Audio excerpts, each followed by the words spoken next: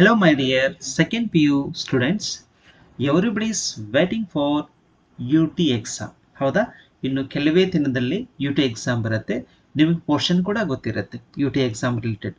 First to 4 lessons ಎಲ್ಲ ಬರುತ್ತೆ. Like first poem, ಆಮೇಲೆ ಲೈಕ್ ಲೆಸನ್ಸ್ ಎಲ್ಲ ಕೂಡ ಬರ್ತವೆ. ಸೊ ಆ ದೃಷ್ಟಿಯಿಂದ ಆನ್ ಚಿಲ್ಡ್ರನ್ ಅನ್ನೋ ಪೋಯಮ್ ಕ್ವಶನ್ ಆನ್ಸರ್ ಹೇಗೆ ಬರ್ತವೆ ಅನ್ನೋದನ್ನು ನಾವು ಕೂಡ ಡಿಸ್ಕಸ್ ಮಾಡೋಣ. ಸೊ ಇಲ್ಲಿ ನಾವೇನು ಕಾಣ್ತೀವಿ, objectives that is multiple choice ಇರ್ಬೋದು, 2 ಮಾರ್ಕ್ಸ್ ಇರ್ಬೋದು, ಅದ್ರ ಜೊತೆಗೆ 4 ಮಾರ್ಕ್ಸ್ ಕ್ವಶನ್ಸ್ ಕೂಡ ನಾವು ನೋಡ್ಲಿಕ್ಕೆ ಹೋಗೋಣ. ಸೊ ಫಸ್ಟ್ ಒನ್ ನೋಡಿ, the house of tomorrow on children cannot be visited even in. ಹಾಗಿದ್ರೆ ಯಾವ್ದು ಇದರ ಆನ್ಸರು? ಇದರ ಆನ್ಸರ್ ಬಂದ್ಬಿಟ್ಟು ಎಲ್ಲರಿಗೂ ಗೊತ್ತಿರುತ್ತೆ, ಸಿಂಪಲ್ ಟಾಪಿಕ್. ಹೌದಾ? ನೋಡಿ ಫಸ್ಟ್ ಒನ್ ಏನಂತಂದ್ರೆ, ಈ ಪೋಯಮ್ದಲ್ಲಿ ದ ಕ್ವಶನ್ ಆ್ಯಂಡ್ ಇದ್ರ ಬಂದಾಗೆ ಆನ್ಸರ್ ಏನು ಬರೀಬೇಕು ಅಂತಂದ್ರೆ ಡ್ರೀಮ್ಸ್ ಅಂತ ಬರಿತೀವಿ. ಹೌದಾ? Visited even dreams. So the first one. ಹಾಗಿದ್ರೆ ಸೆಕೆಂಡ್ ಒನ್ ನೋಡಿ, in the poem on children parents may give children their love but not their thoughts. ಕೆಲವೊಂದು ಸಂದರ್ಭದಲ್ಲಿ ಈ ರೀತಿ ಕ್ವಶನ್ ಕೂಡ ಅರೇಸ್ ಆಗುತ್ತೆ. ಏನು ಅಂತಂದ್ರೆ, ಇಲ್ಲಿ ಇದನ್ನ ನಾವು ಡ್ಯಾಶ್ ಅಂತ ತಗೋತೀವಿ, ಇಲ್ಲಿ ನಾವು ಫಿಲ್ ಇನ್ ದ ಬ್ಲಾಂಕ್ಸ್ ಕೊಟ್ಟು ಇದಕ್ಕೆ ಏನು ಬರಿಬೇಕು ಅಂತ ಕೇಳ್ತಾ ಇರ್ತಾನೆ. ಅಂತ ಸಂದರ್ಭದಲ್ಲಿ ಲವ್ ಅಂತ ಬರಿಬೇಕಾಗತ್ತೆ. ಬಟ್ ನಾಟ್ ದೇರ್ ಥಾಟ್ಸ್ ಅಂತ ಕೊಟ್ಟು ಇಲ್ಲಿ ಆಪ್ಷನ್ಸ್ ಕೊಟ್ಟಿರ್ತಾನೆ, what we have to fill ಅಂತಂದು ಅವಾಗ ಲವ್ ಅಂತ ಬರಿಬೇಕಾಗತ್ತೆ.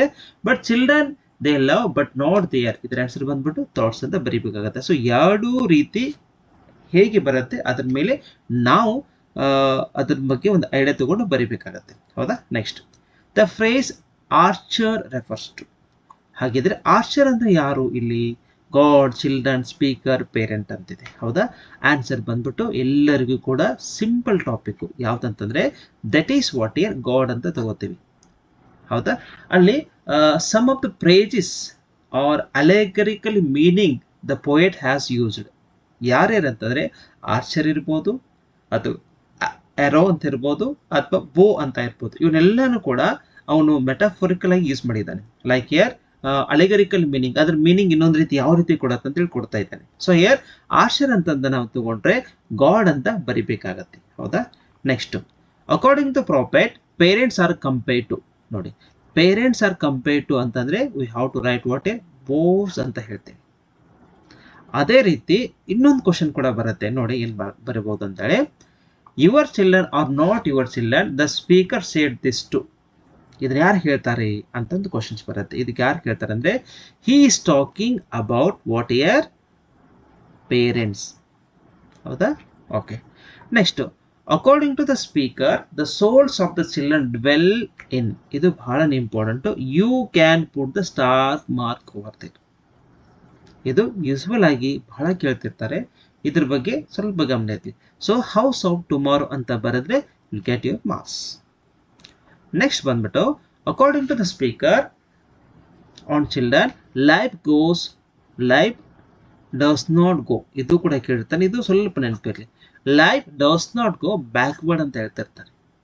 ಈ ರೀತಿ ಯಾವತ್ತೂ ಹಿಂದಿರುಗಿ ಹೋಗಲ್ಲ ಅಂತಂದಾಗೆ.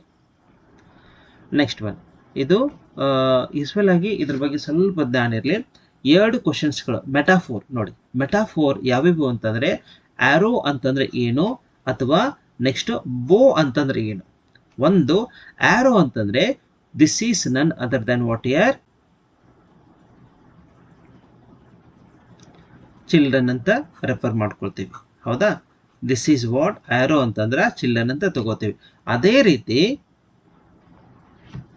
ಮೆಟಾಫರ್ ಬೋ ರೆಫರ್ಸು, ಇದಕ್ಕೆ ಯಾರು ಅಂತಂದ್ರೆ this is what your parents ಅಂತ ತಗೋತೀವಿ. ಎರಡು ಕೂಡ ಬಹಳ ಇಂಪಾರ್ಟೆಂಟು. ಬೋ ಅಂತಂದ್ರೆ ಪೇರೆಂಟ್ಸ್ ಅಂತ ತಗೋಬೇಕಾಗತ್ತೆ. ಆರೋ ಅಂತ ಕೇಳ್ಬೋದು, ಕೆಲವೊಂದಲ್ಲಿ ಲಿವಿಂಗ್ ಆರೋ ಅಂತ ಕೇಳ್ಬೋದು. ಇವೆಲ್ಲಕ್ಕೂ ನಾವು ಚಿಲ್ಡ್ರನ್ ರೆಫರ್ ಮಾಡ್ತೀವಿ. So this is very important. Next ಬಂದ್ಬಿಟ್ಟು ದ ಮೆಟಾಫೋರ್ ಲಿವಿಂಗ್ ಆರೋ. ನೋಡಿ, ಸೇಮ್ ಕೊಟ್ಟಿದ್ದಾನೆ. ಹೌದಾ? ಹೀಗೆ ಬಂದಾಗ ಏನ್ ಮಾಡ್ಕೋಬೇಕು, your answer is what a living arrow ಅಂತಂದ್ರು ಒಂದೇ, ದಟ್ ಇಸ್ ಆರೋ ಅಂತಂದ್ರು ಒಂದೇ. ಸೊ ಇಲ್ಲಿ ಏನು ಡಿಸ್ಕಸ್ ಮಾಡಿದೆ ನೋಡಿ, ಸೇಮ್. ವಾಟ್ ಇಯರ್ ಆರೋ ಅಂತಂದ್ರೆ ಚಿಲ್ಡ್ರನ್, ಬೋ ಅಂತಂದ್ರೆ ಪೇರೆಂಟ್ಸ್, ಸೇಮ್. ಲಿವಿಂಗ್ ಆರೋ ಅಂತ ಕೂಡ ಸೇಮ್ ಆಗಿ ತಗೋಬಹುದು. Next one, the metaphor archer stands for. ಹೌದಾ? ಯಾರು ಅಂತಂದ್ರೆ ಕೆಲವೊಂದು ಸಂದರ್ಭದಲ್ಲಿ ಗಾಡ್ ಅಂತ ಕೇಳಬಹುದು, ಕೆಲವೊಂದು ಗಾಡ್ ಅಥವಾ ಕ್ರಿಯೇಟರ್ ಅಂತ ಕೇಳಿದಾಗ ನೀವೇನು ಬರೀಬೇಕಾಗತ್ತೆ. ನೆಕ್ಸ್ಟ್ ಒನ್, 12th ಒನ್ ನೋಡಿ, let your bending in the archer's hand be for. That is what year gladness ಅಂತ ತಗೋತೀವಿ. So here we are about to finish what year multiple choice ಅನ್ನ ಮುಗಿಸಿದ್ವಿ. ಹೌದಾ? ಹಾಗಿದ್ರೆ 2 ಮಾರ್ಕ್ಸ್ ಕ್ವಶನ್ಸ್ ಹೇಗೆ ಬರ್ಬೋದು? This is what first. Second ಅಲ್ಲಿ 2 marks ಹೇಗೆ ಬರ್ತಾವೆ, ಯಾವ ರೀತಿ ನಾವು ಬರೀಬೇಕು ಅನ್ನೋದನ್ನ ಈಗ ನಾವು ಏನ್ ಮಾಡೋಣ ಅಂದ್ರೆ ಡಿಸ್ಕಸ್ ಮಾಡಲಿಕ್ಕೆ ಹೋಗೋಣ. ಹೌದಾ? ಓಕೆ, ನೆಕ್ಸ್ಟ್ ನೋಡಿ. First question, who are referred to as bows. See this one. bows and arrows ಅಂತ ಬಂದಾಗ, so this is the same thing. bows are referred as parents ಅಂತ ಬರಿತೀವಿ, and whereas arrows are referred as what here children ಅಂತ ಬರಿತೀವಿ. ಈ ರೀತಿ ನಮಗೆ ಬರಬೇಕು. ಇದು ಬಹಳ ಫ್ರೀಕ್ವೆಂಟ್ಲಿ ಕೇಳುವಂತ ಸಂದರ್ಭ ಇರುತ್ತೆ. ಹೌದಾ? ನೆಕ್ಸ್ಟ್ ನೋಡಿ. why does archer bend his bow ಅಂತಂದಾಗ, archer bend his bow so that his arrows might go swift and far ಅಂತ ತಗೋತೀವಿ. Small letter, sorry, Swift and for ಅಂತ ತಗೋತೀವಿ. ಸೊ ಈ ರೀತಿ ಬರೆದ್ರೆ ನಿಮಗೆ 2 ಮಾರ್ಕ್ಸ್ ಕೂಡ ಸಿಗುತ್ತೆ. ನೆಕ್ಸ್ಟ್ ಥರ್ಡ್ ಕ್ವಶನ್ ಬಂದ್ಬಿಟ್ಟು, where according to the speaker does archer see the mark. Does archer see the mark ಅಂತಂದ, the archer, okay, the archer sees ಅಂತ ತಗೋತೀವಿ. The archer sees the mark upon the path of the infinite ಅಂತೇಳಿ. ಹೌದಾ? ಅನಂತಿ ದೂರದಲ್ಲಿ ಅಂತ ಇರ್ತದೆ. ಹೌದಾ? ಅನಂತಿ ದೂರದಲ್ಲಿ ಅವನು ನೋಡ್ತಿರ್ತಾನೆ ಅಂತಂದಾಗ.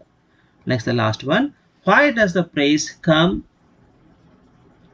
They come through you but not from you. ಇದರ ಮೀನಿಂಗ್ ಏನು, ವಾಟ್ ಇಟ್ ಸಜೆಸ್ಟ್ ಅಂತಂದಾಗ, the prize suggest that while parents may give birth to children,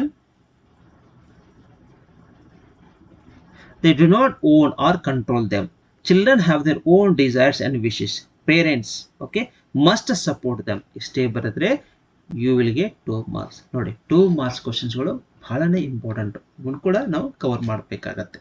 next, so this is usual ಆಗಿ ನೀವು ಇಲ್ಲಿ ಮಾರ್ಕ್ಸ್ಗಳನ್ನು 4 ಮಾರ್ಕ್ಸನ್ನು ದೃಷ್ಟಿ ಇಟ್ಟುಕೊಂಡು ಸ್ವಲ್ಪ ನೀವು ಇದ್ರ ಬಗ್ಗೆ ಸ್ಟ್ರೆಸ್ ಕೂಡ ಮಾಡಬೇಕಾಗತ್ತೆ. ದಿಸ್ ಈಸ್ ವಾಟ್ ಇಂಪಾರ್ಟೆಂಟ್ ಅಂತ ಅಂದ್ಕೊಂಡು. ಹೌದಾ? ನೋಡಿ, ಹಾಗಿದ್ರೆ ಈ ರೀತಿ ನೀವು ಕ್ವಶನ್ ಕೇಳ್ಬೋದು. How should parents raise their children according to the speaker. ಈ ರೀತಿ ಕೇಳ್ಬೋದು. What attitude should parents have towards their children according to the poem on children. ಹೌದಾ? ಇವೆರಡೂ ಬಂದಾಗ ನಾವು ಆನ್ಸರ್ ಕೂಡ ಸೇಮ್ ಇರುತ್ತೆ. So meaning almost same. Question ಒಂದಕ್ಕೊಂದು ರಿಸೆಂಬಲ್ ಆಗುತ್ತೆ. ಹಾಗಿದೆ ನೋಡಿ, ಸ್ವಲ್ಪ ನೀವೇನು ಮಾಡ್ಕೋಬೇಕಂದ್ರೆ 4 ಮಾರ್ಕ್ಸ್ ಬಂದ್ಬಿಟ್ಟಾಗ ಅಲ್ಲಿ ಯಾರು ಬರೆದಿದ್ದಾರೆ ಅನ್ನೋ ಕೂಡ ಏನು ಮೆನ್ಷನ್ ಮಾಡಬೇಕಾಗತ್ತೆ. So on children is a wonderful poem by Khalil Gibran. ಇದನ್ನ ಬರೀಬೇಕಾಗತ್ತೆ. ಹೌದಾ? ಖಾಲಿಲ್ ಗಿಬ್ರಾನ್ ಅಂತ ಕೂಡ ನೀವು ಹಾಕಬೇಕಾಗತ್ತೆ. So this is what year the poet's name ಅಂತ ತಗೋತೇನೆ. ಎಸ್, ಇದಾದ್ಮೇಲೆ ಏನು ಸ್ವಲ್ಪ ಹೇಳಲಿಕ್ಕೆ ಹೋಗ್ತಾ ಇದ್ದಾರೆ ಅಂತ ತಿಳ್ಕೋಬೇಕು. Are children are not ours, they are the sons and the daughters of life's longing for itself. ಹೀಗೆ ಬರೆದಾಗ ಇಲ್ಲಿ ಸ್ವಲ್ಪ ನೀವು ಗಮನ ಇಟ್ಕೋಬೇಕು. We must underline the keywords. ಎಕ್ಸಾಮ್ದಲ್ಲಿ ಕೀವರ್ಡ್ಸ್ ಅನ್ನೋದು ಬಹಳ important. As per as my knowledge goes, valuation ಅಂತ ಹೋದಾಗ ಕೀವರ್ಡ್ಸ್ಗಳು, ಯಾಕಂದರೆ nobody will get the completely valuation ಮಾಡಲಿಕ್ಕೆ ಸಾಕಷ್ಟು ಸಮಯ ಇರೋದಿಲ್ಲ. ಸ್ವಲ್ಪ ಸಮಯದಲ್ಲಿ ಎಲ್ಲ ನೋಡ್ಬೇಕಂತ ಇರುತ್ತೆ. ಹೌದಾ? ಅಂಥ ಸಂದರ್ಭದಲ್ಲಿ ನೀವೇನಾದರೂ ಕೀವರ್ಡ್ಸ್ಗಳನ್ನು ಅಂಡರ್ಲೈನ್ ಮಾಡಿದೆ ಅಂದರೆ ನಿಜವಾಗ್ಲೂ ವ್ಯಾಲ್ಯೂವೇಟರ್ಗೆ ಬಹಳ ಇಂಪ್ರೆಷನ್ ಆಗುತ್ತೆ. ಅದಕ್ಕೆ ದಯವಿಟ್ಟು ಯಾವ್ಯಾವ ಕೀವರ್ಡ್ಸ್ಗಳಂತ ಇರೋದು ಅಂಡರ್ಲೈನ್ ಮಾಡ್ಕೋಬೇಕು. ಹೌದಾ? Life longing for itself ಅಂತಿದೆ.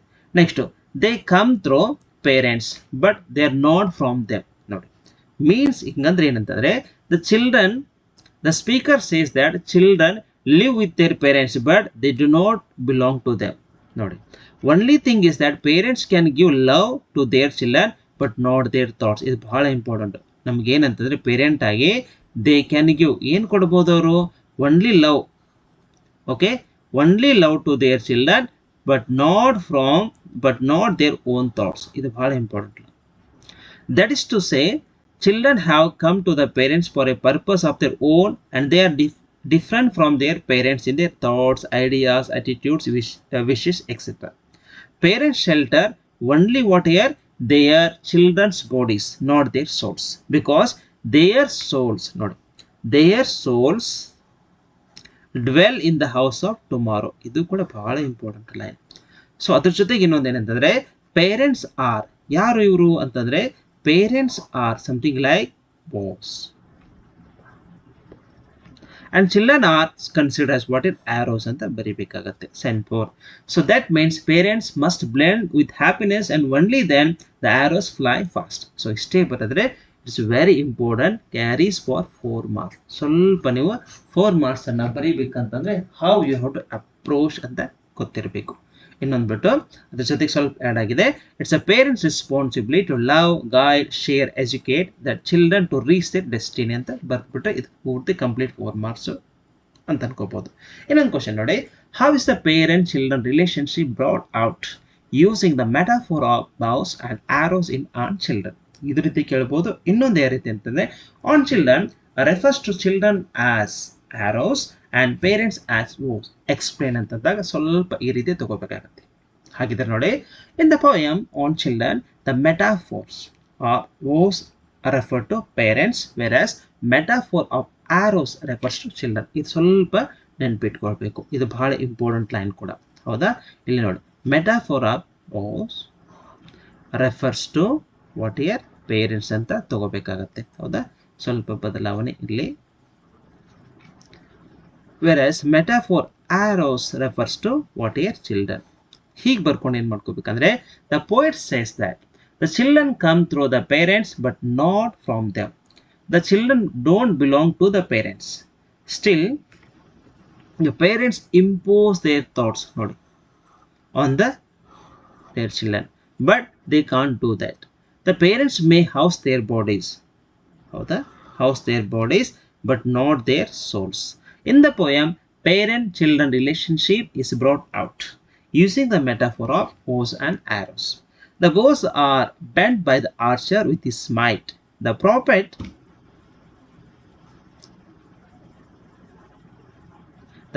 also says that the god is archer, and who bends his bow so that arrow can fly fast.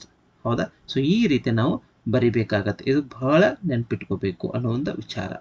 So ಕೊನೆಗೆ the archer that is called loves both the bow and the arrow equally ಅಂತ ಬರೆದ್ರೆ sufficient.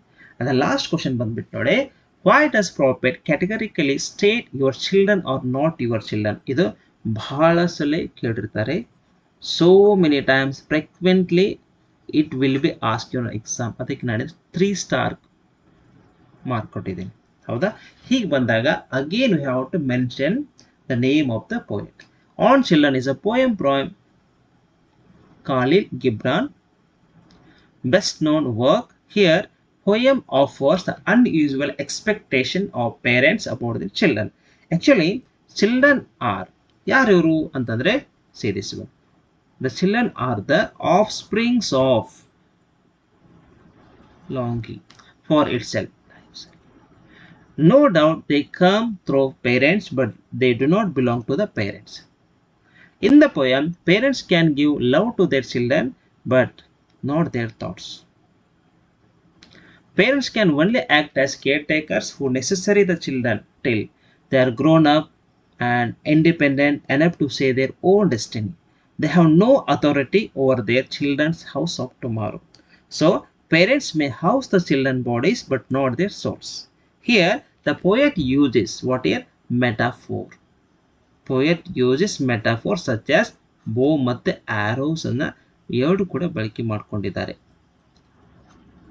With regard to parent and children ಅಂದ್ರೆ ಎರಡಕ್ಕೂ compare. ನಾವು ಹೋಗ್ ಅಂತ ಅದಕ್ಕೆ compare ಮಾಡ್ಕೊಳ್ತೀವಿ, ಪೇರೆಂಟ್ ಅಂತ ಕಂಪೇರ್ ಮಾಡ್ಕೊಳ್ತೀವಿ, ದೆನ್ ಆರೋಸ್ ಅದಕ್ಕೆ ಕಂಪೇರ್ ಮಾಡ್ಕೊಳ್ತೀವಿ, ಅಂದ್ರೆ ಚಿಲ್ಡ್ರನ್ ಅಂತ ಕಂಪೇರ್ ಮಾಡ್ಕೊಳ್ತೀವಿ. Here the image of bow and arrow is a perfect metaphor. You have to mention like that. Parents are bows and the children are the arrows. This is very important.